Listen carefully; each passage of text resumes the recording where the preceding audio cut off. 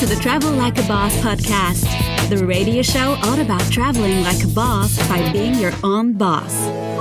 Stay tuned for weekly interviews featuring guests that have built their own online businesses. If you would like to have access to our entire back catalog, visit travellikeabosspodcast.com for instant access. And here's your host, Johnny FD. Hey, what's up, everyone? This is Johnny, and welcome to episode 136 of the Travel Like a Boss podcast. I'm back here with my good friend, David Dang Vu. What's up, man? Thanks for having me again, my man. Well, so the reason why I want to have you back on is a lot of people have been asking about your other streams of passive income, like your Airbnb business and everything else you're working on. But to be honest, it's actually kind of just fun hanging out with you, and it gives me an excuse to sit down and talk business with you for an hour, because even though we hang out all the time, we're like, we never talk about business ever.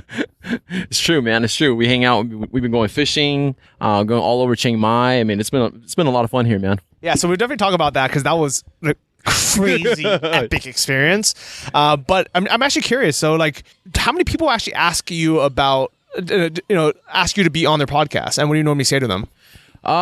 Geez, quite a bit. To the point where, like, it's almost like solicitation in a way, and I get like immune to everyone asking me, and I feel really, really bad, honestly. But I've only been on maybe I think 4 or 5 podcasts, including yours. At first, I used to do a lot of homework and, interview the podcaster and see how big their audience is. I just want to make sure it's worth my time, But ever since, kind of getting on the online scene, there's been so many people that ask me, and I really don't even know how to begin as far as, like, should I jump on that podcast? Should I not? Is it worth my time? Or, more so I just want to help that person, So I really don't have an answer. I don't know. This is all new to me. Well, so in my scenario, I get a ton of requests to be on their podcast as well, or people asking me to come on this show. And in general, what I do is, if it's through email and it's unsolicited, so I don't know who they are, I never heard of them, I almost always just delete it, because it's usually someone who's taking some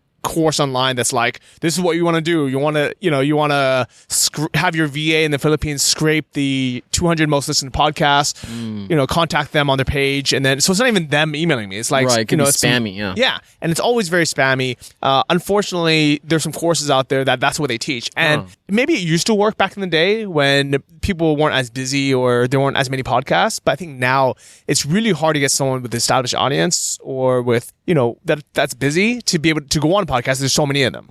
Right. I think I've gotten maybe 5 or maybe 6 podcast requests just here in Chiang Mai, because all these people find out that I'm here in Chiang Mai. So yeah, I got to go through the process of just actually doing my homework and seeing if it's worth it, Well, I think part of it is also, I don't want to say, do you want to hang out with them and talk to them for an hour? But if it's someone that you've never met in person, you might not want to, like, spend an hour talking to them, especially if their podcast is brand new and they haven't even launched it yet, because there's a very good chance. I would say the statistic is almost 50% or more that people actually never even launch. They'll record 5 or 10 episodes and they'll never release them, because either they get cold feet to release it, or I don't know, they chase the object. They're like, oh, I don't really want to do this. Right. So my criteria, if I'm going to go on someone else's show, is they have to, number one, be launched already. And I normally like to see about 25 episodes. Okay. Because if someone can get over 25, they're probably committed for a long time. It shows that they're serious. Yeah. Exactly. I remember when I was looking at yours, I know you, when you first initially contacted me, I put you out for a couple months. But when I finally looked at Travel Like a Boss, I remember you had like 70 or something episodes already, and you were already well established. I'm like, this guy's a serious podcaster. He's the real deal. So that's why I was like, yeah, let's get on your podcast. So yeah. Totally. Yeah, I appreciate that. And I think the other part of it is, like, if I meet someone in person, and even though they're a friend, I think they still have to launch. But then the requirement for, like, is this where my time goes down a lot? Because a lot of times, I just want to, like, hang out with them or help them out. But online, especially if I had to schedule, like, a time zone because I'm in Thailand and they're back somewhere else, it's like, it has to be something I know is going to reach a lot of people. It's not worth it. That makes sense. Yeah. But do you think a lot of it's just because we're friends that you're like, oh yeah, okay, we'll do it? No, man, I enjoyed being on your podcast. Yeah. I remember the first one we had, it was really, really cool. It was an awesome experience. I felt like we got to know each other a lot more. And then what's cool is we finally met after that and we became friends. So yeah, yes and no. Being friends definitely helps. But anytime you want me on the podcast, I'm probably always going to say yes. I appreciate that. So this is actually David's third time on the podcast. Yeah. Anthony can put in the show notes. This is episode 136 of the other two, but the first one when we talked about your eBay course, and I was trying to figure out if you're legit or not. Yeah, I remember that. The second one was when we were fishing in Koh Lanta. That was a cool podcast. And we were talking about freedom and how having passive income just frees up your time to be able to do things you like doing. Absolutely, yeah. So then this third one, I think it's going to be more about other streams of income and kind of leveling up. And I think it's so cool that the way you do things are very different than other people, but it also shows that pretty much everything works. Like everyone's personality is different and everyone's like kind of system is different. So for you, for example, you don't even have a website really, right? Like you don't do you own your name or anything? I'm working on it. It's one of my things on my to-do list, and is a project that I've been working towards, but I'll be done within a couple months. Which is crazy because I think you're pretty well known. I mean, there's like tens of thousands of people online that are like, oh yeah, I've learned from David Vu, right. I've taken his course, and the fact that you are an internet marketer, but you don't even have a website, to me is insane. I don't have like a personal branding website, but I do have a website for one of my courses, yes. So yes and no. I think that's actually really cool, because like for me, for example, a lot of people ask, like how many visitors I get a month on my blog or what my, like my marketing tactics are. And then when I ever tell them like, oh, I don't know, let me look it up. They're always so surprised. They're like, how do you not freaking know this stuff? Like, shouldn't you be checking this daily? Right. And I think we all have just different methods, right? Yeah, there's so many ways. I mean, there's 1,000 ways to do different things, So, having a website is great. It's something that I definitely want to do because it kind of establishes more credibility and more authority, especially with your online presence. And but for me, it's just something that I just never wasn't a huge priority for me at first. It was just basically executing and finding business models that make money and just making money from it, I like it. So one of your new projects is actually your YouTube channel. So, what's the URL for that? Do you know? It's just David Dang Vu, just my first, middle, and last name. Okay. I have it's youtube.com/ I got my own unique user. Oh, nice. Your URL now with YouTube was pretty cool. Got approved for it. But yeah, just David Dang Vu. I think mine is actually youtube.com/JohnnyFD. Yep. I haven't looked, so I don't know if that's true. But maybe someone can look and tell me. Cool. But what made you start your YouTube channel? I was inspired by a gentleman I'm pretty sure a lot of your audience knows, Casey Neistat. My video editor, actually, Richard, I hired him to help me edit some of my Udemy courses and videos. And he turned me on to watching this guy named Casey Neistat who has his daily vlog. I didn't even know what that was. And he showed him a couple of his videos, and I found it so intriguing. I remember watching one of Casey's videos where he was sharing his story on why he started to make films, basically documenting his life and when he had a son. And just watching that story really inspired me. Like, man, I do a lot of cool shit, and I'm getting older, and I'm, my memory's not as sharp as what it was before. And I would like to document a lot of the cool stuff that I do. That way, 5, 10, 17, 20 years later, I can rewatch them or just share them with friends and family and my future children. So that's really the main cool. The main purpose is just for my personal reasons. Definitely not for money. When the money comes, cool. I'm not gonna hide from it, but just for personal reasons. Because you've spent a lot of money so far, like in video editing and also the equipment. So can we talk about what equipment you use? How much have you spent on that? And then how much have you spent on editing so far? So, man, I don't have a total number. We could probably tally it up right now. So, as far as camera gear, I got the Sony G7X. I think that was like about $600.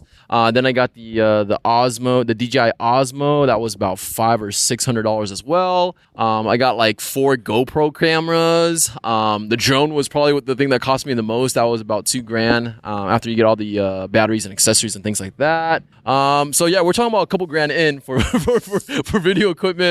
And then, because editing takes so long, and there's such a huge learning curve with that. And I found myself editing some of my videos, and it would take me like 8, 10, 12 hours a day just to edit the videos. And I'm like, I can just be so much more productive. My time's worth so much more. I actually hired a actual video editor, the same guy that helps me with my Udemy videos. And I pay him, a salary, a couple grand a month, and to edit my video. That's so crazy. And how much have you actually made from your channel so far? I think I make like $70 a month or something like that. I actually checked Yeah. It was funny because I launched a channel, I think about 6 months ago, 5-6 months ago, and I haven't really logged into my AdSense account to actually see how much money is in there. I don't really care. And I think I logged in for the first time like a couple weeks ago, and there was like $500 in there. So yeah, it's about $70 or $80 a month. That's cool. So paid for like half a month's of editing.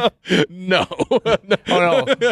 Not even. Man. A portion of it. But so I think one cool thing is the fact that we now have the freedom to be able to invest in things that we're not necessarily going to get an immediate ROI from. No, definitely not. I mean, it's not, like I said, it's not a business for me. It's more of a passion project and a fun project. And I'm definitely very privileged and very blessed to have the income and the money to be able to invest, because that's an investment for my, just personal project, my personal future, to just document my life, I think it's really cool. Yeah. And actually, one of the reasons I'm so glad you have a YouTube channel is when we hang out, it's like I have a professional film crew with your drone, your Osmo, your all your GoPro cameras. So it documents cool things that I've been doing without me having to film, which I'm not the best at. I'm like, I do a little bit, like I probably only make like maybe, I don't know, 2 or 3 videos a month maximum. Right. And I like doing it, but it's not like my passion. I like doing podcasts a lot more than I like making videos. Yeah, there you go. So this is almost kind of like one way I document my life. The people I meet, I can go back and listen to some of the episodes. Auditory, yeah. But I do like that you make cool videos, so then I can go back, I either share them or I can watch them myself. And it's a lot of fun for me, man. And I was talking about this to you, I think yesterday. We were talking about how like just the ability to make a cool video of like diving or something or fishing or something, right? And like my mom and dad can't be next to me experiencing that same thing, or my best friend can't be next to me experiencing that same thing. But to have the ability to create that video and then share that with them and have that video for the rest of my life, I think that's priceless, right? So spending a couple grand a month, a couple $1,000s in video equipment, it's all worth it. It's not like I'm not. That's the ROI I receive. You know, you've inspired me to finally get my first GoPro. I've never. When did the GoPro come out? It came out a while ago, bro. I think we're on the GoPro 5 now, man. So I'm a little bit behind on technology, but you've inspired me to get my first GoPro. I'm just for diving. Because diving has always been such a big part of my life. And even though I have made a bunch of dive videos in the past, they're not like super HD anymore, because back then, I don't know, maybe a couple of them are at 720, but I think most of them are like 480p. Yeah, 480p. And there's so many amazing things underwater that I want to share with the world, especially my future kids. Yeah. Because unfortunately, the world is disappearing. Like, I don't think people realize this, but the underwater world is literally disappearing. Yeah, corals getting bleached, the environment, whale sharks are, depreciating in numbers. I mean, just all the cool creatures we have today may not exist, 3, 7, 10 years from now, So for sure, I definitely agree with you 100%. Yeah, a lot of the dive sites that I go to now, and I'm like, and I see turtles or sharks or manta rays or these whale sharks. I know for a fact, and knock on wood, hopefully I'm wrong, but if this trend, every like 2 years, they disappear by like 50%. That's so sad.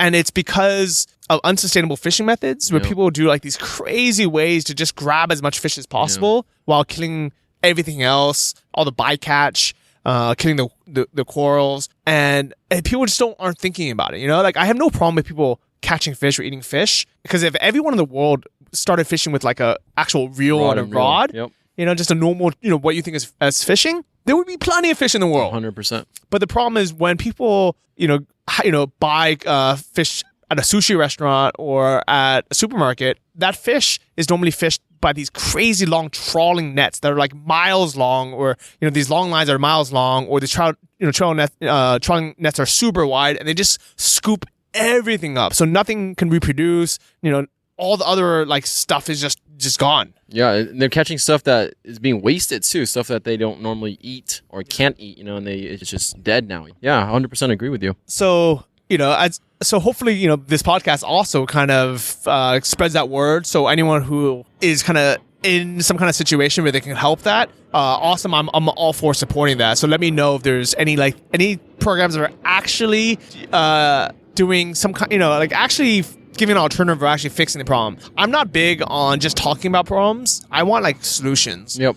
So for example, behind us, and I don't know, well, by the way, this is one of the first episodes ever that I'm filming, and it's all thanks to David. Oh, I forgot we're filming. Yeah, so this is gonna be one of the first episodes ever on YouTube that that's actually showing our faces. Right. So you guys check it out on my channel there. Unfortunately, I normally don't have the setup for this, so I don't know. I guess I could. I just don't set it up. Just need a couple of lights, Yeah. But we're sitting here on the rooftop of my condo in Chiang Mai, and we have this beautiful mountain behind us. It's Doi Suthep.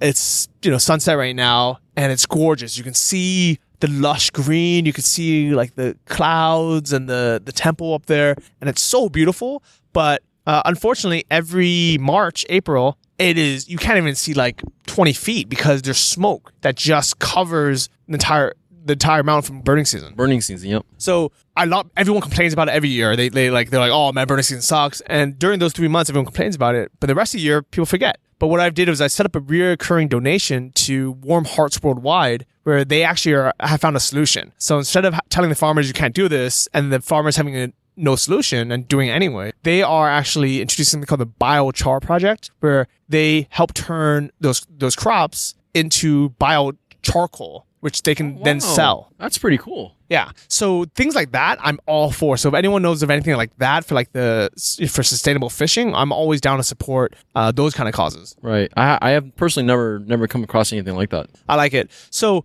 kind of back on track. I know that was a bit of a rant. Let's actually talk about fishing, because we just came back for one of the coolest trips of my life. Oh, man. Look, I've been fishing since I was like 5 years old. I'm now 33, so, that's nearly 30 years of fishing. And yesterday, Johnny and I got to go to Bo Sang Fishing Park here in Chiang Mai. And for those guys that actually appreciate fishing, you'll love this, man. It was honestly one of the best fishing days of my life, and I'm so glad you got to experience that, Johnny. I mean, we were catching some of the biggest catfish I have ever seen, period. And they're like 40, 50, 60 pounds. They're that one with your picture you got to put up on your show notes or something. But that was as big as you almost, man. I'll definitely put that in the show notes of this episode, travellikeabosspodcast.com, episode 136, or just check my Instagram. Just look for Johnny FDK. But it was gigantic. It was so heavy that I was like, David, can you hurry up and take this friggin' picture, because I was going to drop it. Yeah, it was insane. Like, I mean, I live in California, and then, if you catch like a 10-pound catfish, it's like, whoa, actually funny story. Yeah. So my buddy Rick, I'm chatting him on Facebook, and he was telling me how, he went fishing the other day, and I was like, cool, what was the biggest catfish you caught? He was like, oh, it's about 18 inches. And then I sent him a picture of your catfish, and he was like, whoa, okay, never mind. So mine was probably like 70 inches. But not just like the size of the fish, just the whole experience. It was a really cool lake. The people there were so nice, but when you hook up one of those monsters, man, it's like a fight for your life. I mean, you're a big guy and you work out, bro, and you're sweating and you're getting worked, bro. I was looking at you. I was exhausted. If you guys have never reeled in a fish over, I don't know what, 20 pounds, I guess. Or like, how? What do you think these weighed? They're 50 plus, the ones that you caught, yeah. Okay, so 50 pounds, you're like, yeah, I can lift 50 pounds, bro. I'm at the gym. I curl 50 pounds. All right, but trust me, it's different. Right? When you are fighting a 50-pound beast that's swimming against you, right, and they are just pure muscle, right? It's so hard. It took, for like 20, 30 minutes straight of just using every muscle you have, keeping your core, straight, using your back into it. Right. And it's a delicate balance. I think that's what I like about it so much. Right. Is it's a dance where you try not to lose the fish. Nope. Yep. Actually, can you explain how that works for people that don't know? Yeah, so once you hook a fish, everyone for people that don't fish, just thinks you just, hook a fish and then you reel it in. But there's so many things that can go wrong, right? The hook can get pulled out of the fish's mouth, right? He can shake its head and you can lose it. The line can break, the rod could break, which actually did happen. One of our fishing rods broke in the middle of Johnny catching a fish, and he had a hand line it in. That was so freaking cool. One of the last fishes we caught. I want you guys to imagine what this actually means, okay? So imagine I'm like, I hook a fish and I'm like, reeling it in, doing the dance, right? 15 minutes back and forth. So what you do is you have to lower so basically you lean back so the rod is straight when the fish is fighting you and trying to swim away. Right, keeping pressure on the fish. Keeping the pressure, that way the hook doesn't fall out. Yep. Okay. And then as soon as you feel, and it's all about feel, right? Yep. Which is I like a lot. Well, as soon as you feel it, like kind of taking a up. rest, Easing up. yeah, Yep. easing up. Then you lower the rod, And you reel in. while you reel in to bring in the slack, The line. Yep. the line. But then you can't just keep doing that. You have to bring it back up. So is it as soon as you start feeling the fish start moving again, or No, you're basically pulling it when the rod is low. When you have the rod lowered and you're pulling the rod in, you're basically pulling it in a couple feet. Oh, so you are pulling reeling it in. Yeah, Okay. you're pulling it in. Yep. So it's like a motion where you reel in a little bit while you lower the rod. You pull it back straight. You kind of pause for a second to feel if it's swimming. If it's not,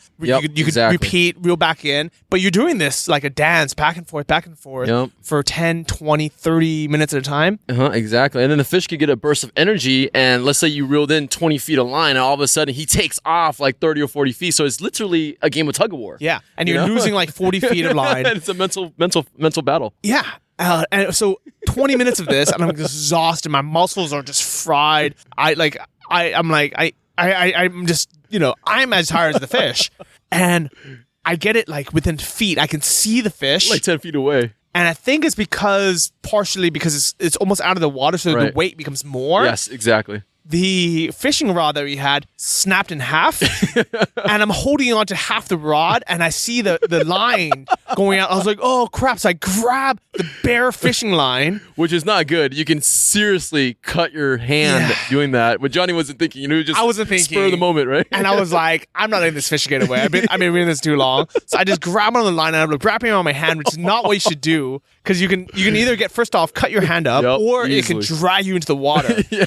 Luckily, there's this cool Thai guy who was a drummer next to us. He just comes and fishes, and he like runs up with a towel and Right. gives it to me. And I use a towel and I wrap that around the line, and Right. I physically just start pulling the fish in on the line until we get to the shore. Grab it we put our hand in its mouth, almost Right. kind of like we're noodling. Yep. And we just pulled on shore. So lucky, man. So lucky. You typically things like that, you lose the fish. So it was actually really cool that we're actually able to catch it. And what's cool about this fishing too that I like at this lake is it's all catch and release.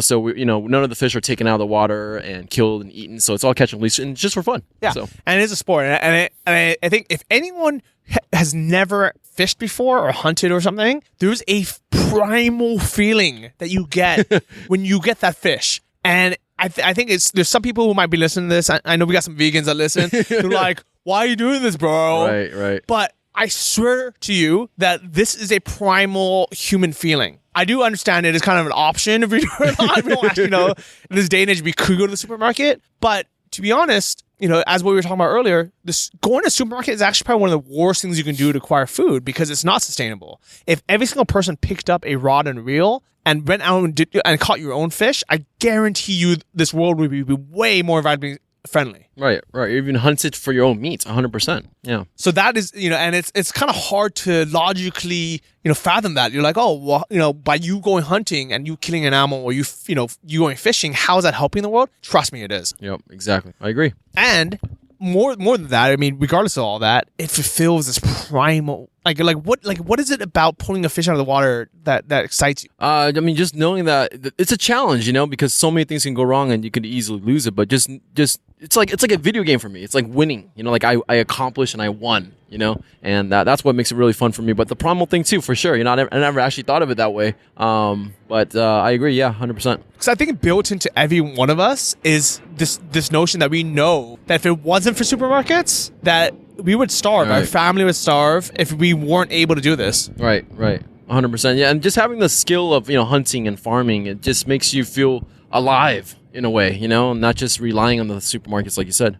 Yeah, 100%. And being outdoors even, just spending the whole day. I mean, it was kind of funny because it was a Monday and we were supposed to be working. And instead, we spent, 10 hours I fishing? think we were at the lake for 10 hours. We were like literally the last ones there. They were yelling at us to get out of the lake. Everyone had already packed up and left and we were still there and it was like getting dark already. So that was pretty funny. Yeah, they turned off the lights. They were like just trying to grab our stuff. But I think being out and resetting yourself and not bring your laptop, not, just not being plugged in for a day, it helps your brain so much. I'm a firm believer too that us as human beings, we were built and designed to spend time in nature. I think that's one of the keys to happiness, is spending a good day in nature at least once a week. I mean, we weren't designed as human beings to sit in an office and stare at a rectangular screen for 8 to 10 hours a day, 7 days a week, 5 days a week, definitely spending time in nature is a huge thing for me. And that's definitely a big thing for me when it comes to fishing, is getting a chance to spend time at the lake, at the beach, at the ocean, and just spending that time in nature, breathing that air and seeing the scene and soaking up the sun. And it's definitely my happy for sure, I can see that, and I'm grateful that we actually, even though we live in different countries, we actually hang out pretty often.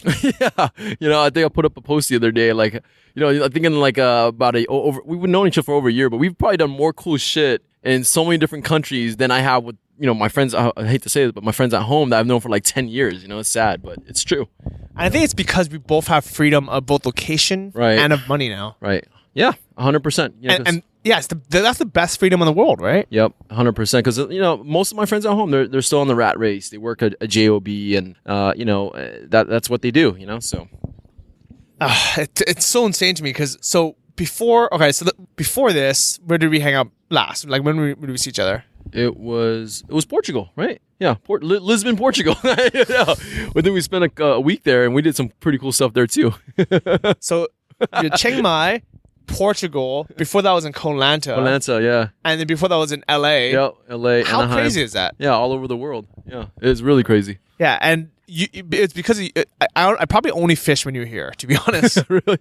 That's cool, man. I appreciate that. Yeah, so it's fun. So let's talk a little bit about the actual passive, right? Sure. So if you guys want to know more about David's eBay course or how much he makes from actually doing eBay himself, that was the first episode. Right. The second episode, I think we talked a little bit about the actual, the other income streams, like freedom and lifestyle. Yeah. Freedom and lifestyle. And then this one, let's talk a little bit about the Airbnb business, because I think a lot of people are interested in that. Yeah, it's really cool. Something that I've dabbled into over the last year and a half. What happened for me was, since I started traveling more, I discovered websites like Airbnb and VRBO, where you can rent people's homes versus staying at an expensive hotel, which always feels like a commercial experience versus a personal feel good at home experience. And I've met so many people, and I always had the impression that these people actually own their homes, but the majority of the hosts that I met actually didn't own their home, and that was like mind blowing to me. I'm like, wait a minute, you're renting this place out and you're turning a profit and you don't even own the home?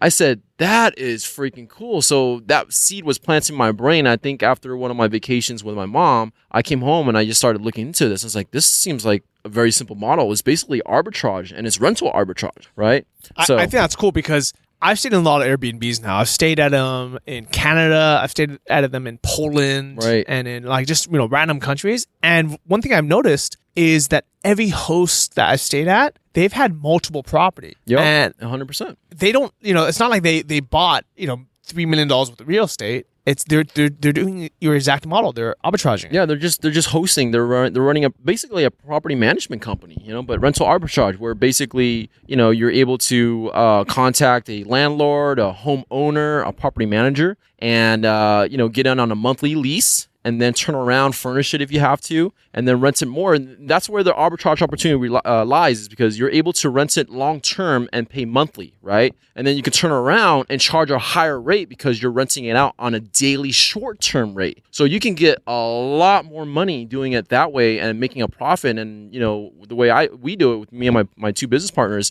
it's a very, very semi-passive income for us. I think between me and my partners, we maybe work 3 to 5 hours a week just managing the properties, and we physically don't have to be there. I mean, I'm here in Thailand with you, and we have over 10 properties now on Airbnb, between LA, Hollywood, Anaheim, Huntington Beach, and we're actually starting a couple in Bangkok. I think that's crazy, because when most people think about passive income, they all think online, right? Which I think is definitely the most location dependent, but the way that you're doing it is actually very good for, especially if you guys are in the US right now and you don't plan on moving at least for the next couple of months, there's very little reason not to do this, because it's like a physical thing that you can touch and you can see, and there's value there, but then you're not investing, $500,000 or $1 million into a house and then to rent out. This is a way where you can get in pretty cheap. So, for example, Anaheim's pretty expensive, right? It's like, it's right by Disneyland. It's California, Southern California. So how much would it be if you wanted to buy a comparable easy, condo house? $500,000.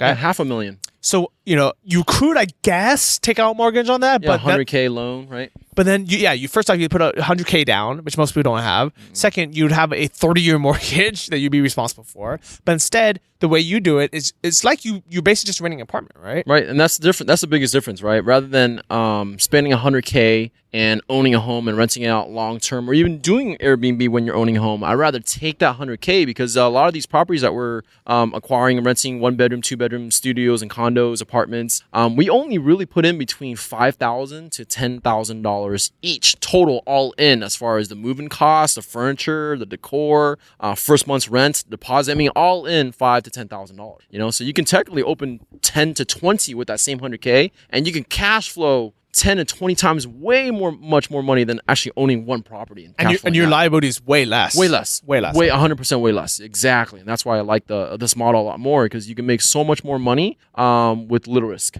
So I like it. So I remember staying in one of your Airbnb properties, actually, even before I met you in person. Yeah. It was cool. It was crazy. It was about a year ago. Dave was like, "Oh, I heard you coming to LA." He's like, "Do you want to stay in one of my places?" And I was like, "That'd be cool. Actually, I need a place to stay." And he set me up and he said, "Here's the instructions." And you never had to personally do anything. No. It was all automated through a VA. They sent me an email saying, check-in instructions. Here's your check-in instructions. Here is the directions of the place. Here's how to open the lockbox so you can get your key. Yep, 100%. When I went in, it was like, here's your Wi-Fi code. Here's everything. And I was like, oh, this is very comfortable. Yep. And I actually remember thinking, like, this is like really, really well run. Mm-hmm. All right. And then when I finally met you like 4 days later, even though I had been staying at your place for 4 days, I was like, this is cool. It's like, it feels very virtual. Yep. It's a very, very cool model, and you can definitely cash flow and make a good amount of income. I mean, each property for us, we generate anywhere between $2,000 to $3,000 property, And then that's in profit. That's in profit. That's crazy. Yeah. So the rule of thumb, and I'll give this to your audience, is you want to 2x your rent. Right, so if you're paying $2,000 a month in rent, your minimum goal is to bring in $4,000 in revenue, so you could double to make $2,000 profit. But there's different seasons in the vacation rental market, because for us in Southern California, a lot of people like to travel there during the summertime. So when summertime hits, we charge triple or quadruple. We make $6,000, $7,000, $8,000 sometimes on any given month. So it's a very, very lucrative model, and you can definitely do it semi-passively. I like that. So I remember, and I'm guilty of this, is when you first told me about it, I was thinking kind of very close-minded, and I was like, I don't know if I'll do this, what if, right? Mm-hmm. So all the what if questions I had were things like, what if Airbnb shuts down in your city? What if... And that does happen. Yeah. It does, yeah. What if this, what if that, right?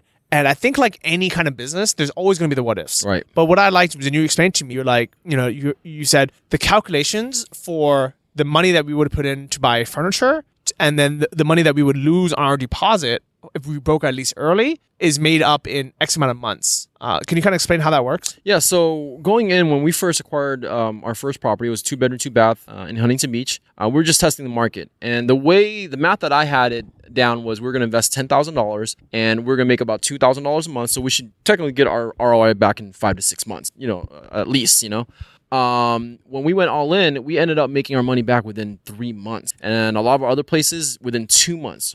So as you can see, the risk is very, very, very minimal. So could we kind of break down what those costs were? Like, so first and last month's rent? Yeah, no, it's usually first month's rent and deposit. Okay, and right? which is my $2,000. The deposit for that place was about $1,000, so $3,000 just to move in. Okay, so if 2 months later you decided to cancel the contract, what would you lose? We would just lose that month's rent. Okay, and maybe a couple $100 penalty for canceling. Okay, yeah.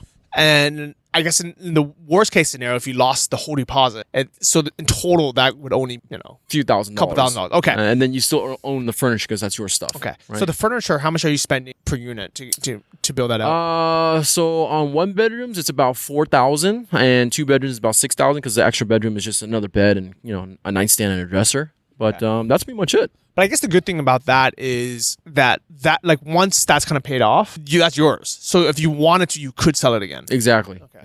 And you own it, and it can. And once you turn a profit, it's really cool because it's all 100% pure cash flow profit. So from there, those are like the two big expenses. Are there any other expenses? No, that's pretty much it. Yeah, pretty much it. And then besides that, you want to build a team. That's really key to running a successful semi-passive business, because you can do everything yourself. You can, you can't imagine doing it, but cleaning the place yourself, stocking the place yourself, checking the guests in yourself, handling all the customer inquiries yourself. That does take a lot of work, but if you outsource everything and hire the right people to do it, that's where you free up so much of your time, and you can just kind of manage everything on the back end. I like it. So for your first property, did you do that stuff manually in the beginning? 100%. Because you have to. I think anyone starting any business, you got to get in the trenches and dig the ditch, right? You have to do the work, so that way you can learn the ins and outs of the business and learn what it takes to optimize it, and then build the right system and find the right to manage. So yeah, the first two we did on our own. And we made so many mistakes, bro. Oh my gosh. I think we spent like a week shopping, because we're guys, we're not like interior decorators or designers, so we did all the shopping ourselves. We went back and forth to the furniture store. I remember one of the biggest mistakes we made was we rented a U-Haul truck, and we wanted to save money, so we started driving around LA, going to all these used furniture places. We went to like 7 or 8 furniture. We spent the whole day to look for like a dining set, or sofa, a bed, and I'm like, this is so stupid. I'd rather just have like a furniture broker and buy it new, because that would save me so much time, and have them come. And then after we got the stuff, me and my friend spent 2 days assembling everything. Like, it was horrible, man. Like, so doing that though, it makes you learn, right? It makes you smarter and more creative, right? So then, yeah, we went to the furniture broker, and we can order anything, and they come and install it within a couple hours. So yeah, you learn as you go. Okay, so here's my my cheapness coming out. I remember when I first saw. No, I'm good. When I first stayed at the place, I was like, man, this is like really nice furniture. And then you told me you bought everything new. In my mind, the first thing I thought was like, oh man, I can arbitrage this even cheaper by going on Craigslist, getting like secondhand stuff. But I want you guys to remember how much of a pain in the ass it was to move the last time you guys moved. Yes. Now imagine doing that for an entire house and doing that like all the time. Well, remember, because now this is a business. It's not your personal place to live, right? So let's say you moved in on the 10th of the month. Every day that it's not being rented, you're losing money, right? So the number one goal when you acquire a place and you're moving in is to turn it around as quickly as possible. So driving around and buying all this stuff, buying secondhand stuff, it was just really a waste of time and take too much time. For us, now we have a system built where we can turn around the place within 24 hours. So literally a day after we move in, it's already rent ready, and it's actually already rented. That's how quick we are now. That's so cool, and I think that is like higher level thinking that most people have. I think a lot of people don't value their own time. I think that's one of the biggest problems that a lot of people who want to be an entrepreneur they suffer from, is that they don't value their time. They think, oh, okay, I can save some money by learning it on my own or doing it on my own. And first off, they underestimate the amount of time it's going to take. Right. Because normally it's going to take 10 times longer than people think. And then they also don't realize that they're losing money every day that's not up. Yep. 100%. I agree. I like it. So you said you have 10 properties now? Yeah, we have 9, and then we got 3 in Bangkok that we just need to list and put the photos up. That's so insane. Yeah. So you guys are growing pretty fast, right? Because when did you start doing this?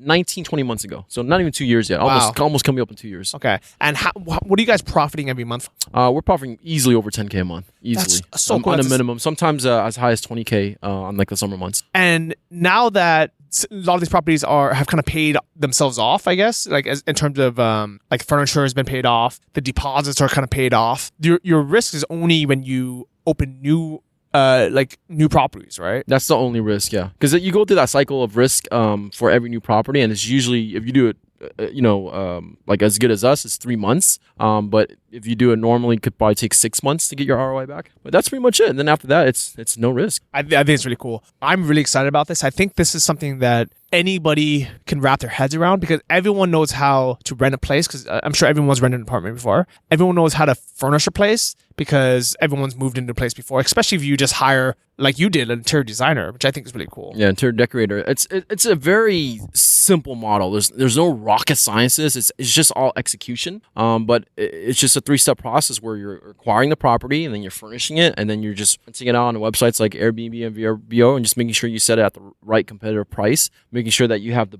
best photos, because photos are everything when it comes to vacation rentals, because that's the number one selling point. That's the first thing people see, So just making sure their place is picture perfect and rent ready and looking good, and it's very simple. Yeah, and then just building systems around it that allow the property to sustain itself while you're not there is also very key to having that lifestyle. And I think that's when going through your course on Airbnb is most helpful. But I think to get started, a lot of people kind of just be like, all right, you know what? Let me just kind of make some mistakes, learn my own. But then once they want to scale it up and automate it, or if they are the type that they don't want to make mistakes in the first place, they can go straight through your course, right? Yep, and that's what's really cool. We just launched this course, I think, about 2 or 3 weeks ago, and it's a course that we've actually been working. Actually, the last time you were there in Cali, we were recording at the place that you were staying at, and I wanted to make this course really professional, high quality, amazing value and content. And the reason why it took so long to finally complete it was I felt for the last 8 months it wasn't complete, and it wasn't. But finally, we finally finished all the lectures a couple weeks ago, and it's been a huge success. So I'm really, really happy for. I think it's super cool that you guys filmed it on location in your Airbnb properties, because then people can kind of see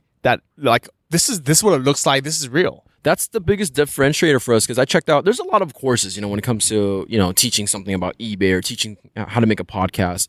There's definitely dozens of courses out there on Airbnb, and I've checked a lot of them out. And the biggest thing I didn't see, and what makes our course so unique and different, is we take you behind the scenes, where we show you how we think. Like, hey, this is a 1-bedroom, this is a 2-bedroom. Here's our layout. Here's the beds. Why do we use this bed over that bed? Why do we use hardwood floors over carpet? All those little details, those little 1%ers. And we just really take you behind the scenes as if you were right next to, and as if we were training you right next to them. And that's why I really like about our course. I think that's why all your courses are as good as they are, because you actually show that. So for example, David's eBay course, if you guys aren't part of that, he actually shows you his stores. He shows you his dashboards. He shows you how much he's making. He even shows you some of the products that he's selling. So that way you can kind of see not only do you get the concept of how to do it or why to do it, but you can see that how he's done it. And I follow the same thing for my Earnest affiliate course, where I show you guys my dashboards of the products I promoted, how much I made from it, which post it came from, and how much money I made from each of those. And I think that is a very key part of any course, where even though in the ideal world you don't need it, you can kind of just the person's word for it, that they know what they're talking about. You can just learn from it. But I honestly think that people kind of need to see it. I think that's one of the best and fastest ways to learn is it's called modeling knowledge, where, if you take, for example, like Michael Jordan, right? And if you want to learn how to shoot a basketball, you can listen to someone telling you how to shoot a basketball. You can watch a couple of videos of it, but imagine if you could be right next to Michael Jordan, watching him shoot the basketball and paying close attention to what he's doing. I think you can learn a lot better because you can model right after that, So that's why when I teach any course, it's all about that student watching me and learning from me. And how do I do that through the camera? By emulating that kind of environment to learn, modeling knowledge. I think so. So if you guys are curious what David's courses are, I'll have a link to it in the show notes, episode 136, the Travel Like a Boss podcast, or you can kind of just click on your phone and it'll probably take you there. So one thing I really like about the Airbnb business, even more than I like about all the other online courses we do, is because people can physically touch it, physically go there. And I think that is a big step that a lot of people who are trying to transition from an offline business to an online business kind of need. I think for me, it was really hard when I started to go completely online and completely virtual, right? To try to sell something that, is digital, because it's so, I don't want to say airy fairy, but it's like one of those things, it's hard to it's different than physically holding a product in your hand. Right. Physically stepping into a room, because when someone steps into an Airbnb, they're like, I can see why someone would pay $150, because it's like you lay on the bed, and you see all the furniture, you see the location, you see the layout, and you're like, okay, I can see why people would pay $150 for this. Versus when you try to sell an ebook or digital product, it's really hard to know, is this worth $299 or is this worth $299?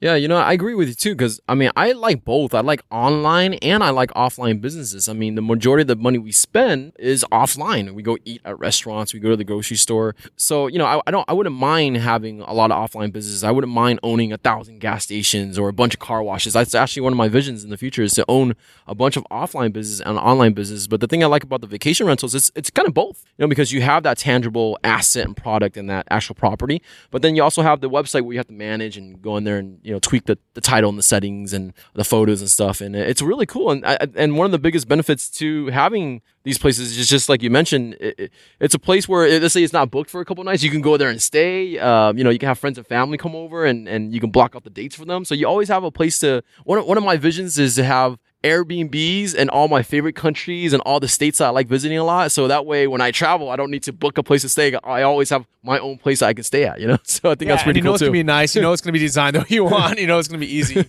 Exactly. Yeah. So that's why I love it. I love this model. I definitely see our vision expanding and growing to, 40, 50, 100 plus properties. I mean, as big as we can go. So what do you think is the main thing that's kind of bottlenecking that growth? The biggest thing that's bottlenecking that growth that we're encountering is Airbnb's messaging system is not set up for business owners like us. It's really set up for people that own one or two properties and list B. Their messaging system is really archaic. There's really no way to organize your guests. Like basically how it works is it's kind of like Facebook. Every message that comes in, it just gets flooded down. So there's no way to manage the guests in a fashionable way. I actually met one of the largest hosts in Southeast Asia in Bangkok. He actually has 50 plus properties.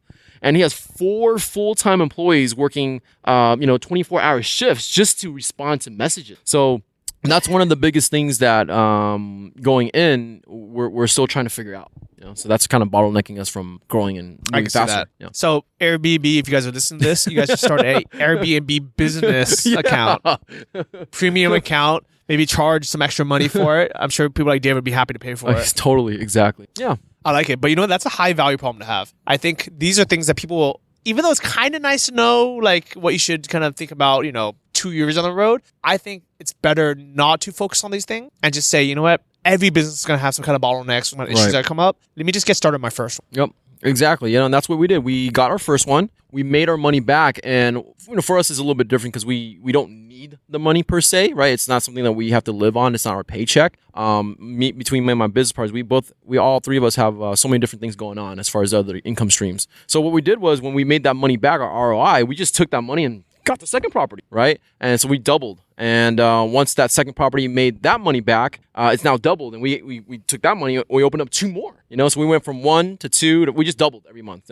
2 to 4, 4 to 8, and now we're sitting at 9, going on 12. So it's pretty cool. And now the money is catching up so fast. We have more money in our account than we know what to do. We can open up 10 next month when we wanted to with all the cash that's in there. It's crazy. Yeah. I think that's super cool. So I'm gonna give everyone a bit of homework. Okay, your homework is if you guys have a spare place that is not being occupied right now, or the next time you guys go on vacation for even a week or longer, I want you guys to rent out your place on Airbnb. And I want you to do this, even if you're not going to jump into this kind of model yet, I want you to get the experience, build up, go through the process of creating an Airbnb account. That's so smart. I want you to, get, those, kind of get that experience, but also kind of get a feel of what it's like. And you can start building up your credibility on Airbnb. So if you do decide you want to do this, that you guys have a platform, you have a base. Yep, and I encourage anyone listening too, if you are interested in looking into this or starting something like this, I mean, you really just got to do your homework, right? I always tell people you want to be in an area where there's a lot of people coming in and out. Touristy areas are really good, like Bangkok, Chiang Mai for sure, Lisbon, Portugal, right? Like I wouldn't do it in like Ada, Oklahoma, like in the middle of nowhere where people don't go because obviously there's not a big market. So obviously do your homework, find a good location, negotiate a good rent with your landlord, and then just give it a shot, follow the course. Yeah, I like it. But I mean, if you guys already have a place, I know so many people that have a place that's sitting empty, or let's say you rent it to someone, right? The next time they move out, instead of renting it directly to the new tenant for a year, just give it a shot. Right. Like you already own the place, you have nothing to lose. Just try it out, and you'll be surprised how easy it is to become a Airbnb host, which is basically like a mini hotel owner. Yep, basically, yeah. And then the returns are really good, and typically on average, it's 40 to 70% more that you can make versus renting it out long term on a monthly basis. 100%. I 100%. So if you want to check out David's course, check out the show notes of this episode. Me and David are going to go enjoy the rest of Chiang Mai. You're here for what, another week at least? A couple of days, man. I've been here for a while. So yeah. Okay. Going to be ending the trip soon, unfortunately. I love Chiang Mai. Johnny, thanks so much for spending all the time with me the past couple of days, showing me all around Chiang Mai. And I can't wait to be back, man.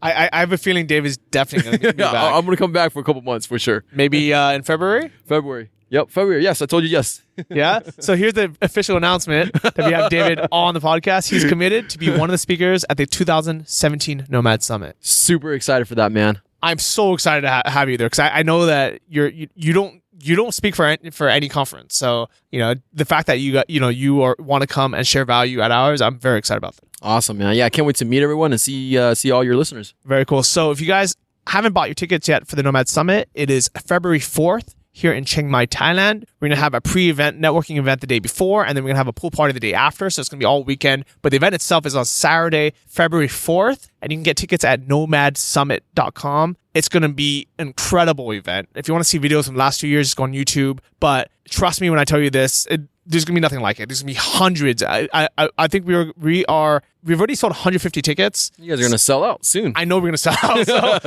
we're going to have between 300 to 400 digital nomads from all around the world. We're going to have the best speakers that are handpicked. Wow. And it's going to be an epic event. So nomadsummit.com, get your tickets ASAP. Awesome. See you guys all next week and see you out here in Chiang Mai. See you, David. Take care, guys. Thank you for listening to the Travel Like a Boss podcast. If you want to hear more, including the bonus, How to Choose the Perfect Niche episode, join our mailing list at travellikeabosspodcast.com. See you next week, and remember, if you want to travel like a boss, you need to be your own boss. So start your online business today and start living the lifestyle you've always dreamed of.